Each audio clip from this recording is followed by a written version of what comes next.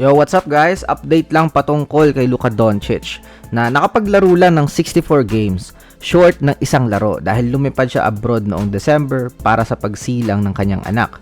The NBA and NBPA agreed na dahil sa birth of a child ang rason. Valid yung kanyang petition. Nag-post agad si Luka sa Twitter para magpasalamat sa Lakers organization at sa NBPA for advocating on his behalf. On other hand, si Cade Cunningham ay nakalaro lang ng 63 games matapos siyang dumanas ng collapse lang noong March. Dahil seryosong medical condition ito na nangyari on the court, binigyan din siya ng exception. These two are now back in the running for all NBA honors and pwede rin sa MVP. Pero dito pumapasok ang kontrobersiya habang pinagbigyan sina Luka at Cade. Ang Timberwolves star na si Anthony Edwards ay denied ng arbitrator. Si Ant-Man ay nakalaro lang ng 60 games but unlike the others, ang kanyang rason ay infection.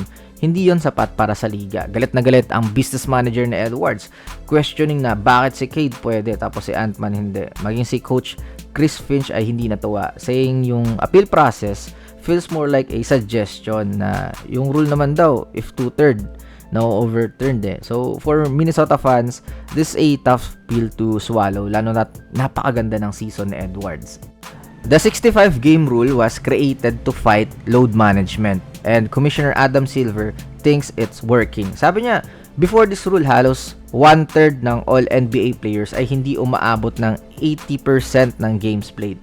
Kitang-kita natin yung epekto nito kina Victor Wembanyama at Nikola Jokic who both flirted with the 65 game line but eventually made it in the final days of the season. Pero ang tanong ng marami, is it fair? Kung ang isang player ay nag-miss ng laro dahil sa injury at dahil hindi sa pahinga, dapat ba silang ma-disqualify sa pagkakilala sa kanilang pinaghirapan? Ngayon, maging ang NBPA president na si Fred VanVleet ay nananawagan na ng re-evaluation.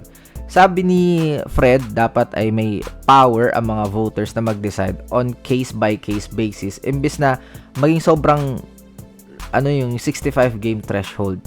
Maging ang Nuggets coach na si David Adelman ay umaasa na magkaroon ng pagbabago ngayong summer. That's not the spirit of the rule. Sabi niya, lalo na para sa mga players na laging gustong maglaro pero tinatamaan lang talaga ng malas na injuries. Dahil nasettle na ang eligibility ni Luka at Cade, ipapadala na ang mga official ballots sa mga voters. Expect the results to roll out later this month habang nag-uumpisa ang playoffs. One thing is for sure, this season will be remembered as the year of the 65 game scramble. Para sa inyo, dapat bang burahin na ang rule na ito o tama lang na may ganitong standard? So, let me know all your thoughts in the comment section below. I will now step back. Bye-bye.